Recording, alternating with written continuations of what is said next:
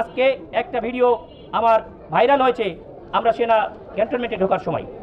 এই যে ভিডিওটা, এটার জন্য এটা আজকের আসলে না, এই ভিডিওটা গত মাসের 6 তারিখে, তার মানে প্রায় 1 মাস আগে আমাদের হাদি ভাইয়ের মৃত্যুর কয়েকদিন পরে আপনারা দেখেছেন যে সব ক্যান্ডিডেটরা তারা সিকিউরিটি পারপাস তাদের গান ম্যান নিয়েছিল, তাদের সিকিউরিটি পারপাস লোক নিয়েছিল, আমরা সেই জন্যই নিয়েছি।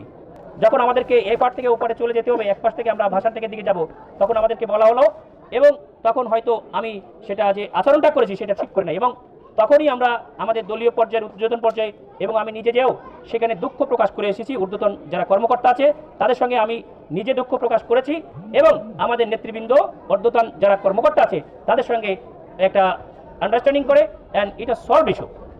এই ইস্যুটা রাজনৈতিকভাবে আপনারা কিছুদিন আগে দেখেছেন যে বিএমডিসি সার্টিফিকেট নিয়েও আমার একটা ডাক্তার, না ভুয়া ডাক্তার, একটা জনতার যে স্রোত, এটা থেকে বিচ্ছিন্ন করার জন্য এরকম একটা রিউমার ছড়ায় দেওয়া হয়েছিল।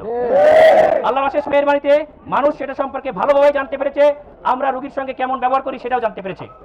আমরা মানুষের সঙ্গে, আমি জোর গলায় বলেছি যে কোনো দিন আমার নিজের স্বার্থের ব্যাপারে কোনো সময়ের জন্য কোনো মানুষের সঙ্গে আমি খারাপ ব্যবহার করি নাই। আমরা আগেও ক্ষমা চেয়েছি, আবারও আমরা ক্ষমা চাচ্ছি, এবং এই দেশের সম্পদ সেই প্রতিষ্ঠানের প্রতি আমাদের কোনো প্রকারের বিন্দুমাত্র কোনো অভিযোগ বা ক্ষোভের কোনো প্রশ্নই ওঠে না, বরং এই বিভাগটা জাতির সম্মান সারা বিশ্বে সমুন্নত রাখবে, এই আশা ব্যক্ত করে আমি আমার কথা শেষ করছি। আসসালামু আলাইকুম ওয়া রাহমাতুল্লাহ।